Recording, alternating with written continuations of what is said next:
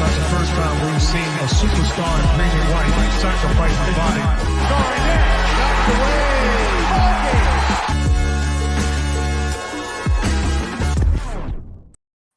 What is up? Welcome back to another episode of First to the Floor. We have a very special episode with a very special guest today. It's Caitlin Cooper from Basketball She Wrote, one of the best basketball blogs and Patreons out there. Very smart basketball mind. I'm not sure what she's doing talking to us today, but Caitlin, how are you? Yeah, I'm good. I'm excited anytime people want me to talk into a microphone about basketball. I'm happy to be here. Amazing. And of course, the legend himself, Wayne Spooney. How are you, mate? I'm doing great, Jake. I'm just, going to turn this into 45 minutes on Aaron Nesmith. So that's kind of the plan. Let's do it. And that's what the people want, and that's right, what they're going to get. I know. Yeah, we've got some Caitlin fans in the chat already. So this is exciting. We'll jump straight into it. FIBA, the World Cup, kind of in the rear view here, but it was a very Pacers heavy World Cup, Caitlin. Obviously, Halliburton, Celtics legend Daniel Theis bringing home the gold medal, which we loved to see. Do you typically get around the World Cup, or were you more invested in it, involved with analyzing it due to the Pacers-centric angles? I mean, I certainly dabble. I watched Eurobasket last summer as well. Germany was looking good even back then last summer, so I had a feeling that they would do well in the World Cup as well. And the prior World Cup that several Celtics played in, Miles Turner was playing, so I guess it's a little bit of both. That's right. Yeah. Nice. So what are your thoughts on kind of FIBA basketball, the World Cup in general? Did you enjoy this year's tournament? I don't know how you guys landed just from a Team USA perspective, but I found a lot of the discourse to be fairly irritating. I feel like because the American team has such a deep pool of players to choose from, I feel like it could be the original dream team in their primes, and there would be people like, why didn't that guy get picked? Like, why was this person not here? And oftentimes, like, I'll watch a game, I'll watch them lose to Lithuania, or I'll watch them lose to Germany, and the people who are being brought up, I'm like, okay, no offense to Trae Young. Trae Young is a fantastic player, but how is Trae Young going to fix what went wrong in that game against Germany? Yes. Yeah, and I mean, I'm kind of a little poisoned on FIBA. I think last World Cup, or maybe it was 2 ago, there was 4 Celtics on the team, and it was like the most I think we came in 8th or something like that. So, yeah, I'm with you. It's like the opposite of soccer, where it's like, we made the knockout rounds. This is amazing. I love it. Let's call it football now. It's like, you better win the gold, and you better win every single game by 30 points, or this is a huge disappointment. And that's a great way to put it, right? Because when Team USA wins, no one cares. But when Team USA loses, it's the worst thing ever. Mm-hmm. Yeah, and like my experience is interesting just because I'm half Australian, half American. And so the Australian basketball, like the Boomers, everybody's really hyped. Everybody really cares every year about the Boomers, World Cup, Olympics, training camp, everything.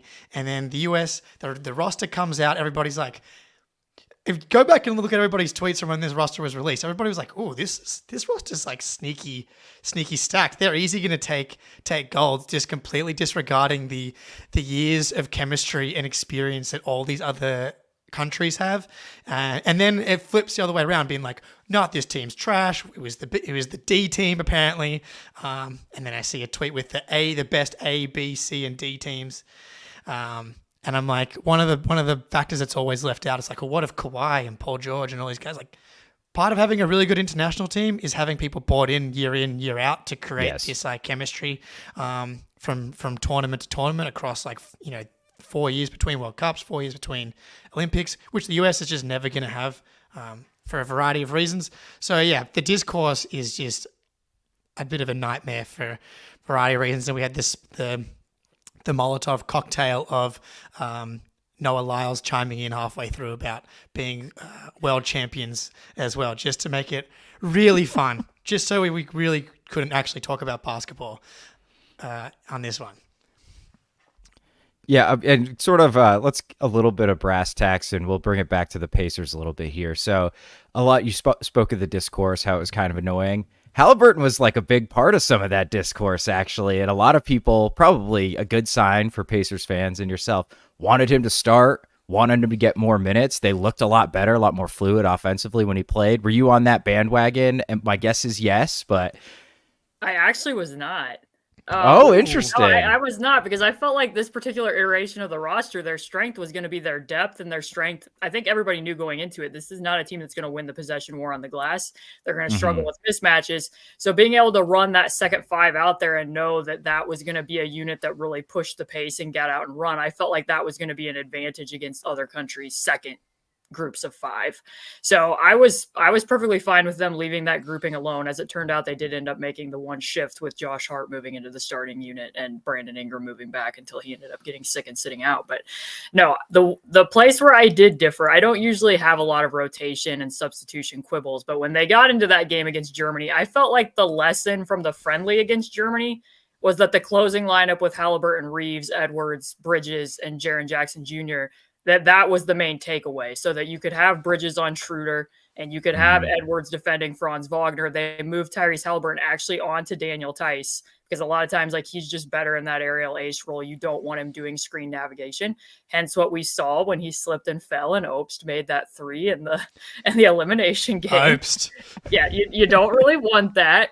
So they didn't get to that group in that entire game until there was 4 minutes left to play. They end up cutting the lead down to, what was it, 1 or 2 points before Obst made that three. I felt like they needed to get to that group quicker. And then I kind of like what you said there about, not having the continuity and the chemistry. I felt like that was a big takeaway from that game as well, because I think a lot of times people think that switching is the more complicated defense, and in all reality, switching is the simpler thing to do. Yep. It's easier to communicate and do so. Like, if you can't stay in front of Schroeder, they were just switching everything. And then my frustration with that was like, okay, so maybe you don't feel comfortable doing a hedge and recover to keep Reeves out of that action or to keep Halliburton out of that action. But they weren't doing a lot to protect the mismatches. Like, they're getting at those guys in the post and there's no scram switching, no triple switching. Like, why are you just willfully giving up that switch? I still think that was the best unit to go to and finish with.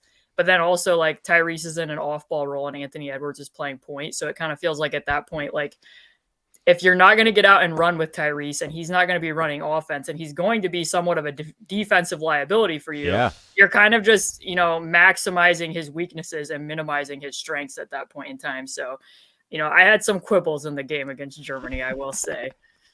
Yes, the switch everything defense needed to try something else. I think that was definitely my big takeaway at some point. Yeah, switch everything defenses work with like a very few, sets of personnel, like the Celtics 2022 finals team. Like, you got to have certain guys that are able to switch it, and then you actually have to be very connected as well to execute those scram switches, to know that when Halliburton's on personnel X, Y, and Z, we're switching those ones, but not guys A, B. And so to build that chemistry across a tournament like this is really, really hard. But that's interesting on the Halliburton thing. That you weren't part of the get Halliburton in the starting lineup. Even if it wasn't the starting lineup, I do agree that getting him in the closing lineup would have been good, just because of the stagnation that it felt like it happened at the end of a few games, which is just also, that's kind of what happens in FIBA as well. But the big question, Daniel Theis, I mean, he was a key part of taking down my Boomers. Why is Daniel Theis not playing for the Indiana Pacers? Because he's still very good. I'm convinced that he's still very good. Obviously you got Turner and Isaiah Jackson. Is there just no space in the rotation for Theis? Right. So last year, I think it was kind of a matter of context. They entered that season and were very much putting it out there that, this season isn't so much going to be about wins and losses. It's going to be about development. And as it turns out, Theis did very well with Germany in Eurobasket. They won bronze. And when he came back, he ended up needing to have a procedure. He didn't come back and wasn't available then until February. And when he was available, they were playing him as the backup five. And then even for a few games after the trade deadline, they were also playing him as the backup five, which led me to believe that, if all of their options were available, maybe that is where they would have leaned. And then it became like a rotation carousel after the trade deadline was over, where Jalen Smith started a game, and then, or would come off the bench and be the backup 5. Then Isaiah Jackson would be the backup 5. And they were basically just time sharing a position. So I think it was more about where the trajectory of the Pacers were. Now this year they have more expectations. They kind of want to make a push for the playoffs. I do think that of the options, that Daniel Theis is the most dependable person that they could put out there. It's just a matter of how much do you still believe in the upside of Isaiah and Jalen, and then, how do you feel about Theis playing in a more up-tempo scheme where they play more random, they really play fast in transition, and also what does that mean for the development of maybe Jarris Walker? Because I think the strength of Daniel Theis more than anything, and you guys know this, is that he sets solid screens. He's very good at running handoffs and getting to the next action. I think those are also some things that they would want to see from Jarris Walker, their rookie in the backup 4 spot. So do they infringe on each other a little bit is kind of where I see it. But Daniel Theis is still very good. We've seen that with the Germany team. He's still a dependable big that could be in an NBA rotation for sure. Yeah, I mean, the Pacers are really young. I'm an Isaiah Jackson guy. I really like what he brings. I think like with just his insane athleticism, he doesn't have to be particularly good at basketball to be like a decent role player. But so is Theis in the cards? Like, do you think they'll trade him? And can we beg of you not to trade him to the Miami Heat if he is traded? That's the one team. Please do not do that. Everything in your power. Indeed. Because I know for a fact that if he goes to the Heat, then they're winning the title, and it's going to be the worst. Was it Buchanan? Is that the GM, Buchanan? Call him up. Could you call in a favor, Caitlin, please? My guess is, that they'll probably be looking for things there. He has a team option, which I can't imagine that they would pick up because it is a little bit pricier and because they do have so many. I mean, Jarris can also swing and play some 5. He did a little bit of that at Summer League. I mean, I think the thing with Isaiah, it's like whoever they pick to fill that spot, it's almost less about that player, at least from my perspective, and what it means for the other players in that lineup. So like, for instance, if Andrew Nembhard's going to be their backup point guard next year, which that's still up in the air with what they're going to do with TJ McConnell as well. Andrew and Isaiah play really well together as a pick and roll combination. So then that makes sense. But Isaiah doesn't shoot threes. He barely shoots outside of 10 feet. So like for Jarris Walker's case, if you want him to be in the short roll, if you want him to be doing more DHO stuff, then it might make more sense for it to be Jalen Smith, because Jalen Smith doesn't shoot the ball well, but he does at least shoot. So it's kind of like, having to move a Rubik's Cube around to get everything right for all the people who are in that unit. So we'll see where they land. Yeah, I do think when you're talking about developing a bunch of different guys, like Theis, like it is valuable to have veterans around that know how to play basketball and can fit around different lineups and different guys. And having a guy like Theis that can play with Isaiah or play with Jarris Walker or whatever, I think is obviously valuable. But I do think that maybe when it gets to the deadline, that Theis can be a guy that can, like the Warriors, could they make a move for someone like Theis, like to build that front court depth? That would be a disaster for me as well. Just to see Theis to go to like any good team, just because I know there's been this thing, Caitlin, at least this is what we think, that players keep leaving Boston and then the hype on them finally gets accepted, or they're good at basketball. It's like the Marcus Smart and Grant Williams thing now. Now everybody's like, which I agree with. I think Marcus Smart's going to fit great on Memphis, but I've been hearing that Marcus Smart's overrated for like the last 8 years. And I know that once Daniel Theis is on the Warriors or the Heat, it's going to be like, how do the Warriors and Heat's culture do this? That's like, we've been saying this. That is exactly what will happen. 100%. Oh man. All right, Spoonie, you think it's time? All right. For the ad read or Nesmith? Oh, wait, we should probably let's do the ad read first. Let's do the ad read first. Yeah, we'll set the stage here. New FanDuel customers can bet $5 and get $200 in bonus bets, guaranteed. Plus, all customers who bet $5 will get $100 off NFL Sunday Ticket from YouTube at YouTube TV.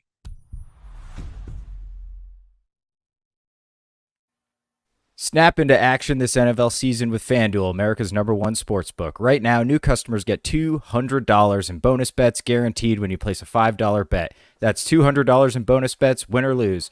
If you've been thinking about joining FanDuel, there's no better time to get in on the action. The app is so easy to use. There's a wide range of betting options, including spreads, player props, over-unders, and more.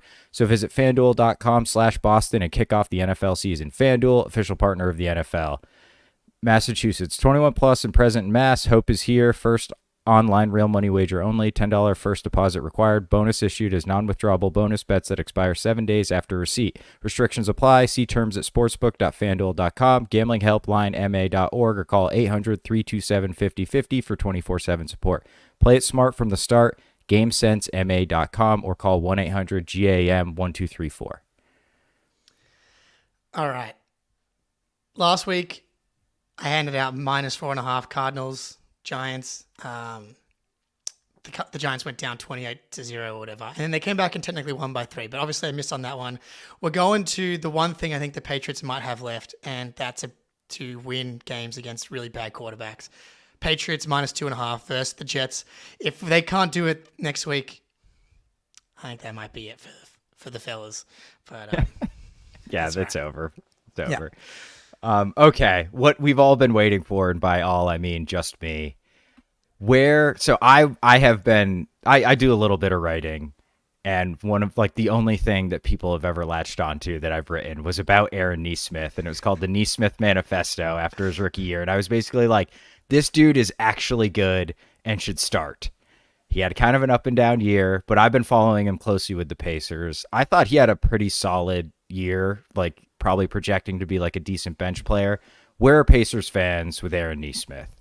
Yeah, I don't know how many people know that Aaron was kind of an unsung hero last year because the Pacers went on a 7-game road trip and Jalen Smith started the season as the starting power forward. And it became kind of evident on that West Coast road trip, this isn't going to work anymore because teams were really cross-matching their fives onto Jalen. So Sabonis would be guarding Jalen, Nurkic would be guarding Jalen. Then it was marginalizing Miles Turner and they were switching everything, and their half-court offense really kind of stagnated during that stretch. So when they came back home, it was we got to find a different answer at the 4. This is a very small roster, lots of guards, and lo and behold, Aaron Nesmith becomes the starting Yes. 4. So the Pacers are playing 8 guards a night. The Raptors have Vision 6'9", and the Pacers have Vision 6'5", where they're playing everybody's smaller than 6'5". And then there's these games where you're gonna watch Aaron Nesmith, and it's okay. For example, towards the back end of the season when Tyrese was no longer playing, they were trying to give Benedict Mathurin tougher assignments to challenge him on defense. So they're up in Toronto and he's trying to defend Fred VanVleet. And it's okay, his screen navigation isn't really working. We're going to have to switch something up. And a lot of times what they would end up doing is, okay, Nesmith's going to defend Pirtle. That way, when Pirtle sets the screen, you can switch Nesmith out to the ball. And we're going to put Miles Turner on a low usage wing and use him more as a roamer. That kind of became their defensive scheme. So you'd watch games where it'd be okay, they can't do anything against Joel Embiid in the post. We're going to use Nesmith and he's going to front him. Now, did this go well? Not really, but you're watching him out there fighting with everything that he has. And it's he deserves some role player award for this. Something should be awarded. I don't want to take anything away from Nesmith because I think that was the type of guy that he was kind of coming in that we did not expect was this just this energy. It was the Marcus Smart energy with a little less control to it. I don't know if the nickname carried into Indiana, but he got nicknamed Crash by Marcus Smart. Yeah, just because we love him for the effort that he put on every single second he was on the court. He was on a 10, and that honestly helped him get on the court down the stretch of his rookie season. Brad really appreciated that, and Celtics fans, especially basketball fans in general, love a role player that's just putting everything out there. Very TJ McConnell-esque, and that's kind of the part of his game that was not in the scouting report that I was following with him coming into the league. Was this he's really athletic. He's got a really advanced body for. We talk about a lot of dimensions on this show. Nesmith's dimensions for his age, this guy's very, very strong, and I love that he's been able to kind of scale that up to he's going to be out of front Joel Embiid, but he saw Marcus Smart giving it a go. I love that he's able to kind of carry that over. But that for Nesmith, I think he has a relatively high defensive floor just because of how athletic he is and how much effort he gives and how much he's willing to get on the boards. Yeah, they're starting him with Nembhard and Buddy Hield and Tyrese Halliburton, and because of what some of Tyrese and Buddy's limitations were, Nesmith and Nembhard were generally taking the top assignments. And I joke and say that it didn't work with Embiid, but in all honesty, they tried everything else that night. They tried double teaming, sometimes triple teaming. They tried single coverage with Miles. They tried zone, and the fronting was probably the best option of many bad options. Let's go, Aaron. But like he is a guy that's like going to run through a brick wall. But at the same time, like I like that Marcus Smart nicknamed him Crash, because I think when I looked it up this morning that he shooting fouls per 100 possessions, I think he was the leader among wings. Among non-bigs, I don't think anyone averaged more than Aaron Nesmith. So he can kind of struggle to finish stops without fouling. That is was not kind of shocking. his issue, and probably why the Pacers don't long-term see him as a part of the starting lineup. Although I do think that they really did value the fact that he's willing to do whatever it takes to win games. He's kind of like they played the Magic and he had a clutch rebound at the end of the game and ended up getting a putback that ended up kind of sealing a win for them. So like he is capable of coming in with those types of plays that, the intangibles, very, very from the Marcus Smart mold, I would say. Yeah. So like, definitely, Pacers haven't locked onto him as a potential untouchable, as Spoonie, I think, had got to. It's me and Aaron's parents are the only three people who have him as untouchable. Because so this is the last year of his contract, right? And Yeah. then he's unrestricted. Like, is that correct? No, he's a RFA. Yeah, he's coming up. Yeah, right, of course. So he'll be an RFA next season. Do you think the Pacers are going to be looking to kind of bring him back? Like, do we have to, get a third Aaron Nesmith jersey potentially after this season? Yeah, I mean, I think it really depends somewhat on how they view the situation with TJ McConnell and Andrew Nembhard. Because when you look at the bench lineup, if they continue to play, which a lot of times they did play with more than one point guard on the floor last year, if they continue to play TJ and Andrew together and Jarris Walker's going to be the backup 4, and then whichever one of these backup 5s ends up winning that crown, there's not necessarily going to be space because Buddy Hield's probably also going to be coming off the bench. So there's not going to be a spot for Aaron in the 10-man rotation. That being said, if it were me personally, I'd like to see Andrew get that spot as just solo backup point guard to be playing more out of ball screens next year if he's not going to be part of the starting lineup. At that point, then there will be space for Aaron Nesmith to be the backup 3 alongside Andrew and Buddy. So I think he's still good enough to be a rotation or a role player. It just depends for the Pacers because they have so many guys who can be rotation players, which ones they're going to use and which ones they aren't. Yeah, I'm with you. I think through his first 3 years of his career, I feel pretty confident that he can at least stick in an NBA rotation for years to come. But all right, so moving on to Brogdon, revisiting the Malcolm Brogdon trade. People in the chat, Brogdon's made a little bit of headlines. Indeed, he has. Which, by no fault of his own, Brogdon actually hasn't done anything. It's just been Gary Washburn, just like did people talk about the aggregators being bad? This is like the aggregators at their finest, just like Legion Hoops reporting, like Gary Washburn just speculating on his podcast. Regardless, my first question I have for you, though, before we get there, is will Malcolm Brogdon throw a lob this season to Robert Williams? Because I'm pretty sure he ignored Rob Williams every single time he was open under the rim, which is just a funny way of asking, can Malcolm Brogdon be a slightly better playmaker next season? Because I think Celtics fans were expecting him to be a bit more of a pure point guard. And I think we've learnt, at least last year, he was a pure scorer, where people have been theorizing that may have been role related, like it was 6th man of the year, you're coming off the bench, we want you to score. That's going to be your job. Marcus Smart goes out the window. There's definitely a bit of a playmaking void on the roster. People are hoping that it could be Malcolm Brogdon. I'm not super confident just from what I saw last season, but where are you on Malcolm Brogdon's playmaking? It's funny when that trade happened, I tweeted out something along the lines of Malcolm Brogdon is a 1.75 positionally, and that he's more of an off-ball secondary playmaker than he is a point guard. And I think that's what the Pacers found out with time. And I don't think I even fully realized it until I started seeing Tyrese Halliburton run the same actions at the same position. And it was like when I got glasses for the first time and I was like, oh, that's what that's supposed to look like when somebody else is running it. So like, I like what you just said there about Robert Williams, because there was times that season before that trade happened where Malcolm Brogdon's running point, and it felt like there was like the Pacers had a weird allergy to finding Sabonis on the short roll or finding him as the roll man. And that was really kind of affecting their offense at times. And I had a whole clip package shared the night that they made that trade and Tyrese was coming over and being like, they weren't even fully using what Sabonis can do, because so often like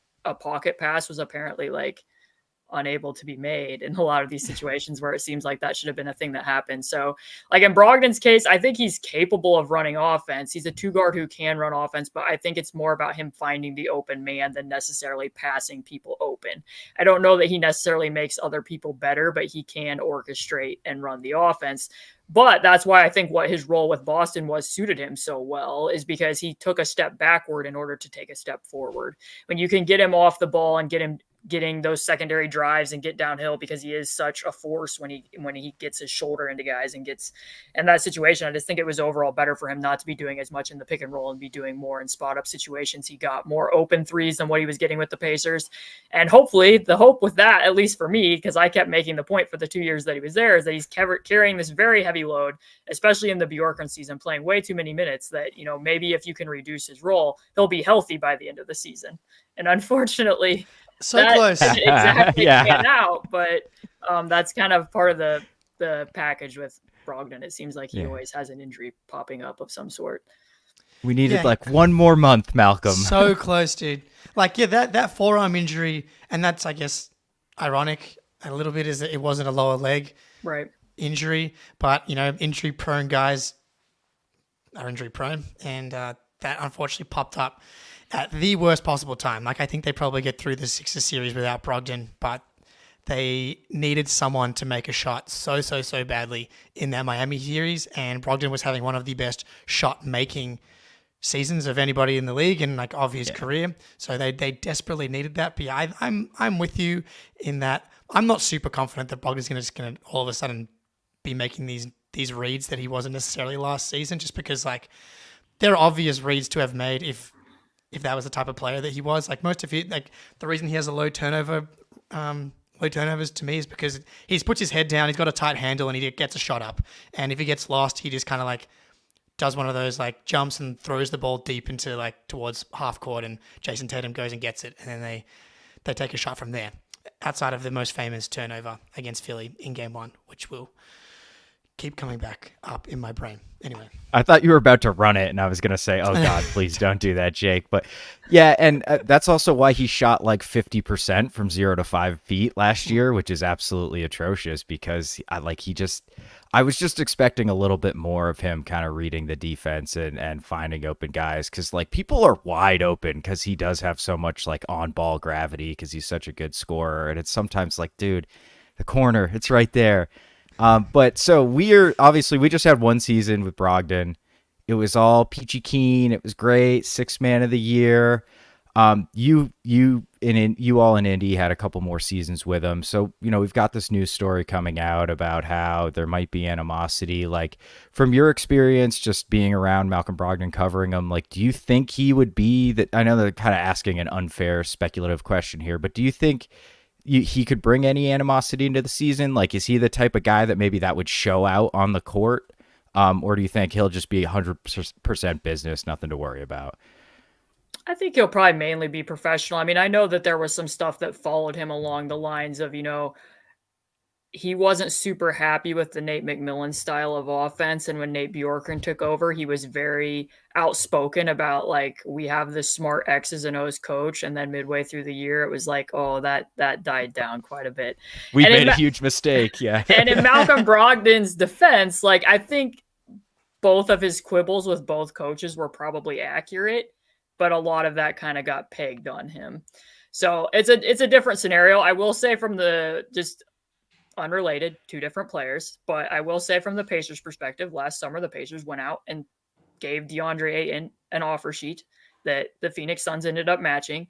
I felt at the time, you just went out and signed a potential upgrade over Miles Turner. Miles Turner's entering a contract year. This is going to go very poorly. How are you going to unring this bell? He ends up going on a podcast with Adrian Wojnarowski, effectively negotiating his own trade value with the Los Angeles Lakers. And lo and behold, we get to February and they do a renegotiation extension.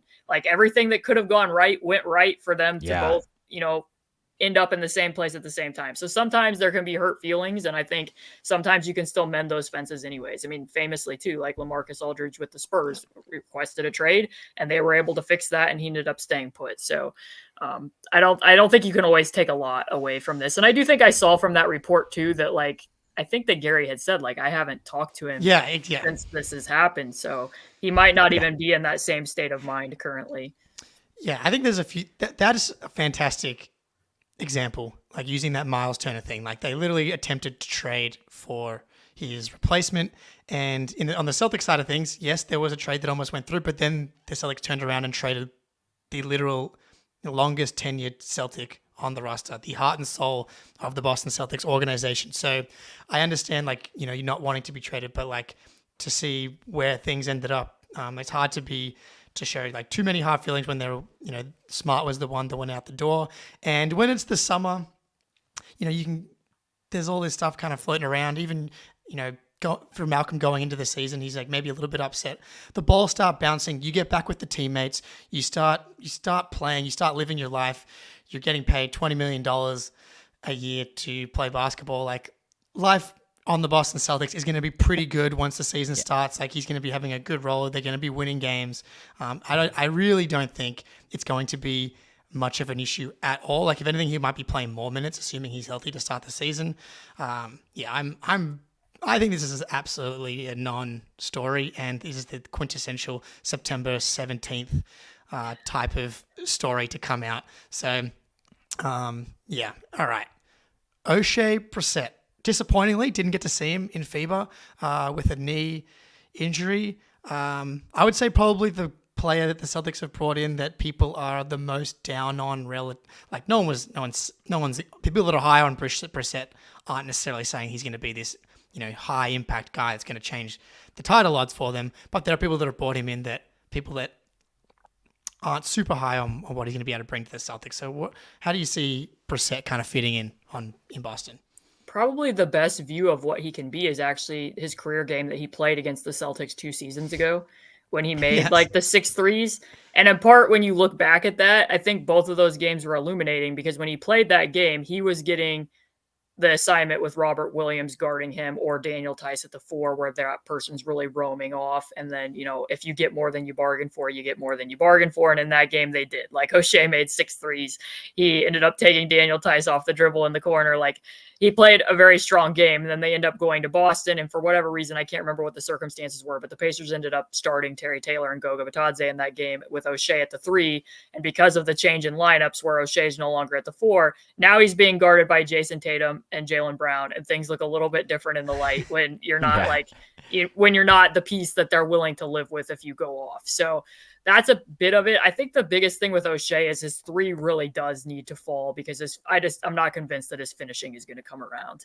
Like for him, it becomes he takes off way too far up away from the basket. He doesn't get a lot of elevation off of 1 foot, and then everything becomes like a hanging bank shot. Like he can't really adjust midair against verticality. So I'm not convinced the finishing is going to get there. So he is a lot more dependent on the games when his 3 falls. And sometimes he goes through stretches. I know the Pacers made a tweak to his shot for a period of time where that seemed to be ironing out the shot a little bit better when he was playing with Sabonis before Sabonis got moved.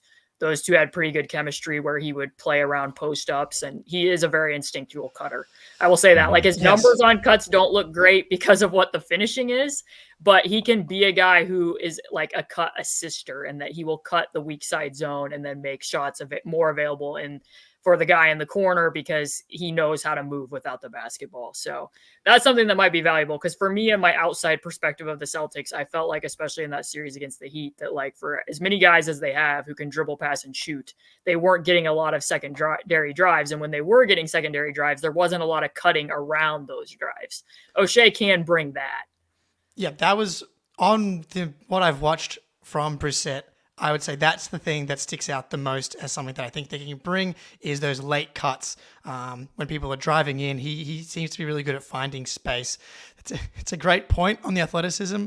Like, I don't know if he's not athletic because he looks athletic kind of pushing the pace and attacking closeouts, but that's a great observation is like he's taking off a little bit too far because I'm like, why is he not dunking any of these? Like so many of the finishes just don't look like what's about to happen. Like when I'm watching, I'm like, great, perfect time to attack that closeout, go dunk on that 6'4" guy, and it doesn't quite turn out that way. So that's definitely something that Celtics fans can look out for. Spoonie? Yeah, what about defensively? Because I think that's probably where a lot of Celtics fans are looking forward to him, because we got to replace Grant Williams with somebody, and I think on paper they kind of project as similar defensive players. Like Oshai's not as stout as Grant Williams, but he's a pretty strong, sturdy, big wing. My perception of him is he's just kind of a guy out there. Like, he's not going to get absolutely roasted, but he's not like a plus defender. But I'd love to hear your insight on him on that end. So it's good to bring up the example of Grant Williams, I think, because there were times during O'Shea's tenure where he would get assigned to defend at the 5 spot, like what the Celtics would do with Grant, and then switch out to the perimeter so that, that way you can keep Sabonis out of ball screens, or in the case with Miles this year, they just needed to keep that passive size because they were so small everywhere else that they would cross match that a lot. So he could do that. And I think sometimes when he switched out to the ball, he would be okay, although he could be a little bit over aggressive and get beat. For him, where the weakness is his body type looks as though he would hold up, but the core strength doesn't always. So like, it really has to be the right 4-man. Like, he's not going to do what Grant Williams did, like against Jokic. Like that's not going to happen with O'Shea Brissett against a lot of low post threats. That's kind of still a weakness of his defensively, but he plays with a lot of intensity on that end of the floor. And I think his best strength defensively is actually his off ball defense, like as the low man hanging out in tall grass, being able to know when to pounce and when not to pounce. I think that's probably his best role, is when he can play off ball. Awesome. Okay. Yeah. Well, I think that he should fit in pretty nicely. I think it would be great to add some guys that can get some turnovers. The Celtics were just dreadful at generating turnovers last season. Which is weird, because we were so good the year before too. It just like absolutely disappeared. I think maybe part of it's Rob Williams was just never really right all season, but it's just bizarre with Marcus Smart, and Tatum's a great defender. It just like, it's baffling to me. I've tried to like look at tape and figure it out, and I just cannot. Yeah, but you see all these guys posting defensive highlights on Instagram. That's right. At the moment, we're going to get so many turnovers. Yeah. It's going to be awesome. Yeah.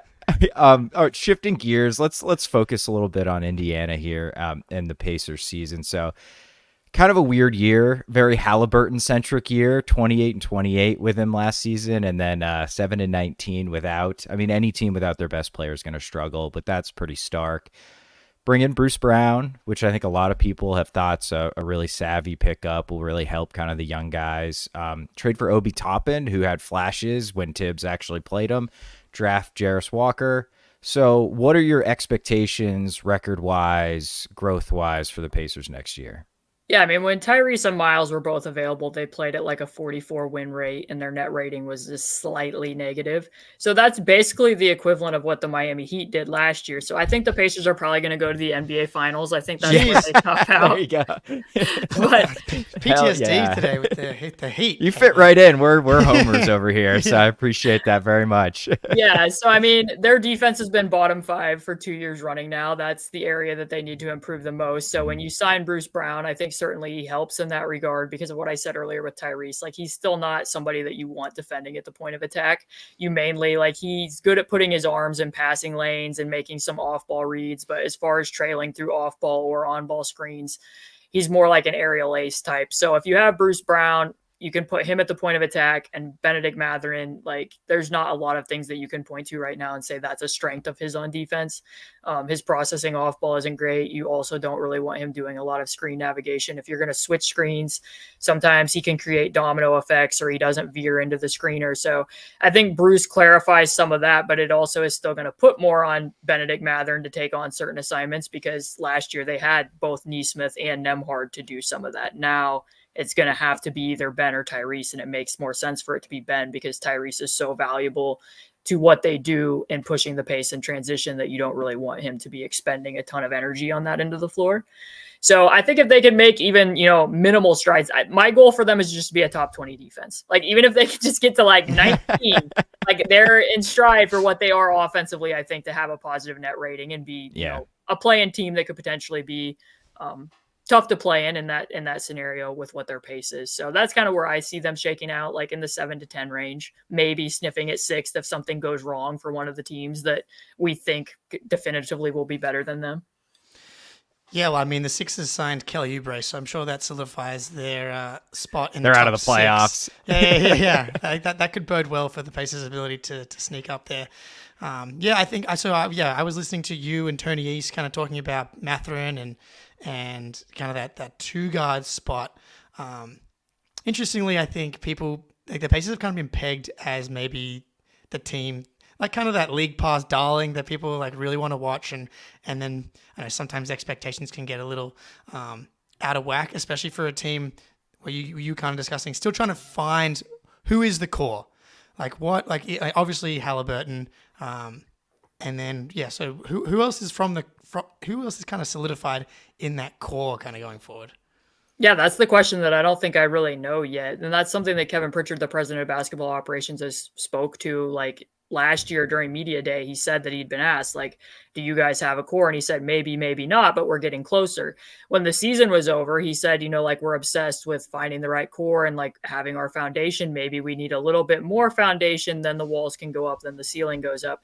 So for me, like, I do think that this needs to be the year of Ben. And by the end of the year, they need to be able to say definitively, like, he is a critical piece of this core. Cause I don't feel that I personally quite know that just yet at where he tops out at. And, I think he will be a starter day one when the season starts, and we'll see how he looks once he's, taking more of that on, because he was in the 6-man role last year. So, and then also with Andrew Nembhard had a terrific summer league. In all honesty, Andrew Nembhard had a better summer league than what Benedict Mathurin did, I felt, in those 2 games. And he went from being a 2nd-round pick to a key starter mainly because of what he did on defense. But what he can do in the pick and roll, he's very savvy. His processing of both ends of the floor is good. But, when you sign Bruce Brown and you're going to want to play bigger at the 4 position, that doesn't make a clear spot for Andrew Nembhard to remain as a starter. So if he slides back to the bench and if you're still playing TJ McConnell, it's possible that, he made strides forward. He might actually end up with a smaller role. But I'm very high on what Andrew Nembhard's capable of doing. Yeah, I think that's probably surprising to some people that the Nembhard. I mean, look, when he hit that buzzer beater against the Lakers in LA, that was a beautiful moment for all of Celtics fans.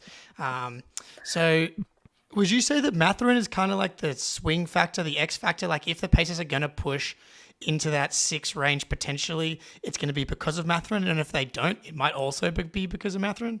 Yeah, I mean, I think it's going to be pretty important because when you look at what their starting lineup was last year, like obviously Tyrese and Miles are locks, but it was Nembhard, Nesmith, and Buddy. There's going to be a change in spacing for the Pacers in the half court going from those 3 to potentially Obi Toppin, Benedict Mathurin, and Bruce Brown, and what that's going to look like. So for Ben, like not only is he going to be going out there, and there's like 3 main things that he needs to improve at. It's his processing as a passer when he gets to the rim. He had one of the lowest pass out rates in the NBA among those who averaged at least 5 drives. It was like 18%. And then his catch and shoot threes. So he really wants to play out a triple threat, and he's good at that. He has a very deceptive first step. But because of that, he started seeing more short closeouts. He wasn't shooting the ball as well as he was at the beginning of the year. And when he sees the short closeout, he kind of automatically wants to go into his jab package instead of taking the automatic like in rhythm shot. So he'll double clutch. And I think that contributed to why he wasn't shooting the ball quite as well. And then defensively, he needs to make strides there as well. Cause like I said, he's going to be taking some tougher matchups. If you just consider like, even when they play the Celtics, like most likely it will be a little bit different for them. Cause I would guess that in that particular matchup that Tyrese actually will defend Derek White because you don't want Tyrese guarding Jalen or Jason. So Ben's going to have to guard one of the 2 of them. And that's going to be different than when he was coming off the bench and when it was, Aaron Nesmith and Andrew Nembhard doing that job. So I think there is quite a bit on his shoulders. And also there's going to be pressure from Buddy Hield off the bench because Buddy and Tyrese have terrific chemistry. That was the #1 assist combination in the NBA last year on made threes. Tyrese is the engine in transition, but Buddy's very much an extension of it. So if things aren't going well, I could see that there might be a temptation to be like, let's just put Buddy back out there in that group. Or Nembhard, man. Like Carlisle seems like the type of coach that's just like, you know what? This guy knows how to play basketball. Yeah. I'm going to roll with him. But Mathurin kind of reminds me of like a younger Tatum in that like he kind of can disrupt the flow of the offense because like you said, like he catches the ball and then he's like, okay, I'm going to scope this out a little bit. I'm going to hit him with a jab step. I'm going to cross over and I'm going to get to the rim or something like that. But, what are you most excited for this upcoming season for the Pacers? Like, what are you keeping your eye on? Maybe let's take Mathurin out of it since we kind of already talked about him. I think I'm excited to see them. It's going to sound funny, but I'm like, I just want to see multiple defenders on the floor at once. And I think that they're really capable of putting some of those lineups out there. Also kind of seeing just somebody at the 4 spot, that battle between Obi Toppin and Jarris Walker, and who's going to slide in better with Miles Turner. I think some of the reason why they are deemed a league pass darling is because they do play at such a fast pace. Yeah. And certainly I think that Tyrese and Obi are going to be electric in the open floor. Obi Toppin has a chance to be a breakout candidate, going from what his situation was with the Knicks, where, Tibbs wants to play with a rim protector on the court at all times. He wasn't going to play small with Julius and Toppin out there at the same time. And Julius is obviously going to get those minutes ahead of Toppin. He comes over here. He has a real chance to be a starter right off the bat. Miles Turner spaces out the 3. The pace is much faster with the Pacers than it is in New York. So if he is going to have an opportunity to break out, this is probably his best bet. And I know that he's already talked that he said to that Rick Carlisle's told him, like, he's going to play around the basket more. He's not even in his entire career. He's attempted 27 shots as the roll man. 27. Yeah. Wow. Dude. Wow. What's this, his 4th year?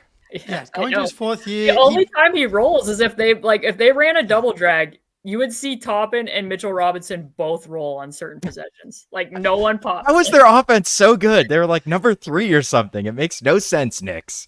Because this year, Obi Toppin was attempting more of his shots as 3s than ever. He was screening less than ever, and he had fewer paint touches than ever. I mean, they needed him to be a quick trigger 3-point shooter when he got opportunities to play. And to his credit, he tried to be that. Yeah. I just don't think that's his ideal role. No. Yeah, I feel like he kind of got caught in they went from developing to trying to win now, and Tibbs was just not really able to figure out that balance. And I don't feel like he ever really got a chance to actually show all the different things that he could do. Can I try being a short roll guy, please? Can I see what I'm actually capable of? And I think he's really going to get that chance in Indiana. And I think that's, for me, one of the things I'm most excited to watch on the Pacers is Halliburton and Obi in the open court. Like, Halliburton just has, he's like a dinosaur in the NBA in the way that he plays point guard, and to watch guys like that is just super fun. And like when you're flicking around League Pass, a lot of the teams look kind of similar on a night-to-night basis, and the Pacers are a team that definitely look different to me in the way that they play. But yeah, all right. We appreciate all of the Pacers insight, but now you're gonna test you for see how you can endear yourself to the first of the floor fans. But please tell the truth. Where are you on the Porzingis Marcus Smart trade, Porzingis fit? Yeah, man, it feels to me from my outsider's perspective that this is a bet on wanting more offensive versatility for the reason that I said before, that like it just felt in that Heat series with the Heat pressing up on them at the 3-point line as much as they did, and how many, like, I did look up that the Celtics were second in the NBA last year and contested 3-point attempts. So yeah, you need to have other ways to attack, and I think that's what Brad Stevens is probably thinking here, that Porzingis can pop, he can roll, he can do a little bit in the post against a switch. Maybe he can do some facilitation and like blind pig actions where, like, I think that the idea of a stretch 5 in the NBA can be somewhat of a myth. And maybe that's because I've watched a lot of Miles Turner, and this is not me trying to be a knock on Miles Turner per se, but just that, like, when he goes into the pick and pop, that's not necessarily like most 5s don't follow him out there. It's just him getting free points.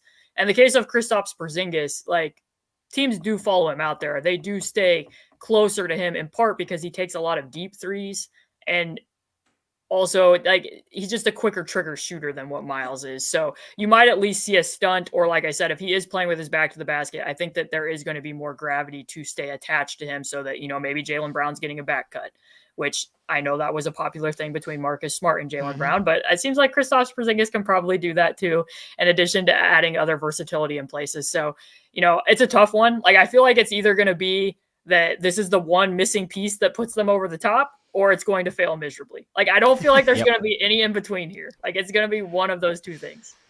That's like exactly where we came out on it. Yeah, I think you've nailed it. It's the offensive versatility piece. The reason the Celtics have not won the title in the last 2 seasons is because the offense has just completely fallen apart in the most high leverage moments in both the Heat series. Honestly, both years, even the year they beat the Heat and went to the finals. That Warriors series was a freaking disaster on offense, and then again against the Heat, it's just a weapon that they haven't had like that before. The Horford's probably right up there as far as willingness goes, for a stretch 5s, but Porzingis is like in the Karl Anthony Towns category of how many threes he's getting up and how willing is to shoot, and then his ability to attack closeouts. Like, that's just something that they do not have with Al Horford and Rob Williams. And that's a key piece there too, because I did look up on Second Spectrum's data. It showed that Kristaps Porzingis saw full closeouts on 60% of his shots. So, and being able to attack that, because like how many free throws did Al Horford actually attempt last year? Like it was not many. It was not many. It was like halfway through the season and he had taken like 5 or something insane like that. But real quick on the tightly contested shots, the Jays, I'm just on NBA.com's data, but not the very tight because those are super low numbers, but like the 2 to 4 feet. The Jays took 352 tightly contested threes, which would, if they were a team, would be the 8th most in the league. So, I mean, they took way more tightly contested threes, just those two, than most of the teams in the league. So, yeah, it just highlights the Porzingis point. Okay, go ahead, Jake, or you can say something. I was just going to say, like, we try to theorize on how to fix Jason Tatum's 3-point percentage because it's kind of dropped to 35 over the past 2 seasons, and like, it's the contested threes. It's just like he's taking two attempts too many that are too contested when he should either be driving the closeout, making a quicker play, or trying to get to the line. And like, just that alone, we think is how the percentage kind of goes back up to the 37-38 range. Yeah, it's just exchanging some of that because, I mean, when you think about it too, like I think ultimately they're still going to need, and it sounds crazy to say because both of them are so talented, but like more individual development from each of them in specific ways. But like when you have Porzingis out there to spread the floor more, maybe like some of what Jaylen Brown's issues are with his left hand and his handle aren't as pronounced when the driving lane is wider. How dare you, Caitlin? You're right, though. Yeah, I know. The truth does hurt. Yeah. Yeah, I think that's fair. Yeah. Okay. Before we let you go, you've been very gracious with your time, so we very much appreciate that. But until you can leave, the ultimate question. I'm nervous. Other than now. the Pacers, who's the favorite to win the title? Do you think the Celtics win the NBA title this year? Of course, other than the Pacers, you already told us they're going to the finals, but I think I have to go with the Denver Nuggets. Right.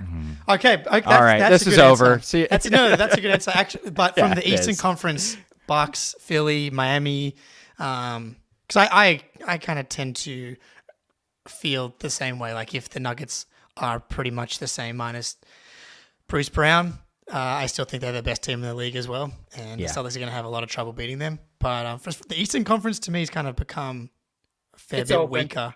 Yeah, it's very much open. Because the Milwaukee Bucks are a big question mark. Like, I don't like to put this much emphasis on coaching, but they are having a first-time head coach. I don't know what types of changes they're going to make. It is an older roster.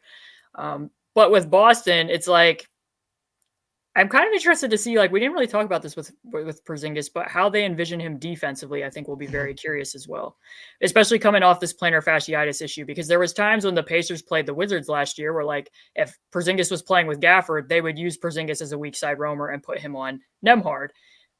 But maybe with the foot injury, maybe you manage him a little bit easier if you're using him in drop coverage, and then maybe you're using Al Horford to switch on screens and do some of those things. And then if you're using Porzingis in drop coverage, something that I'm familiar with Malcolm Brogdon is that Malcolm Brogdon is a much better switch defender than he is chasing over on screens at the point of attack. Yeah. He kind of get dusted there. So I'm kind of curious to see how the defense will come together, because this is like, it's a play for offensive versatility, but like a lot of the Celtics players talked about, like, we need to regain our defensive identity from what they were under Udoka. So how they use Porzingis and how they envision his length, because this isn't going to be a defense built around like Marcus Smart getting under people's skin and Marcus Smart like skirting screens. It's going to be guiding people into Porzingis, whether he's a weak side rim protector or a dropper. So I'm kind of interested to see how the defense will play out, how his health plays out. But I think if I was pressed to say right now in the Eastern Conference, I would probably lean to Boston. There we go. That's what we like but to yeah, hear. I think that's been one of the fun things to talk about is how we see the defense working with Porzingis. He was really good defensively for the Wizards last season, in drop coverage, in space. I think last year he's been underrated in that perspective as well.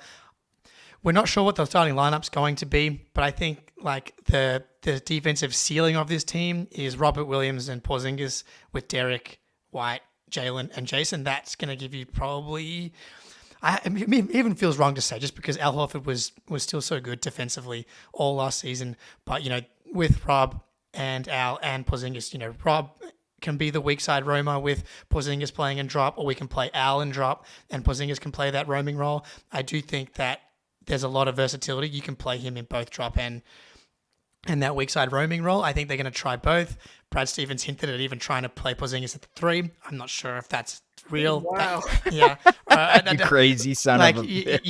you go Jason Tatum at the 2, and then all of a sudden you just have like the most giant lineup of all time on the court at the same time. But I think defensively that's going to be really interesting to see. But Boston's going to the finals, and we're going to age another 5 years after losing in 7 games to the Nuggets, which after going 7 games against the Bucks and the Heat again in the second round in the conference finals, and I can't wait to do it, and probably lose to the Pacers twice again in the regular season, because that seems to be, of course, because that seems to be a bit of a trend as well. But Caitlin, we really do appreciate your time. Like, obviously, the comments agree. One of the legends in basketball media coming up right now. So we really appreciate your time, everybody. Basketball She Wrote. Is there anything? That's the blog and the Patreon that Caitlin writes. Is there anything else you'd like to plug while you were here? I think that's about it. Just my Twitter handle sitting here. It's at C2_Cooper. Yeah. That's the link to the Patreon, and people can check it out over there. I got a mailbag coming out soon, later this week, and then I'm just doing player preview pods with Tony East over at Locked On Pacers. Yeah, those are excellent. I was catching up on those, doing my homework for today. But yeah, we really appreciate it. And Spoonie, it's been a pleasure as always. And until next time, go Celtics.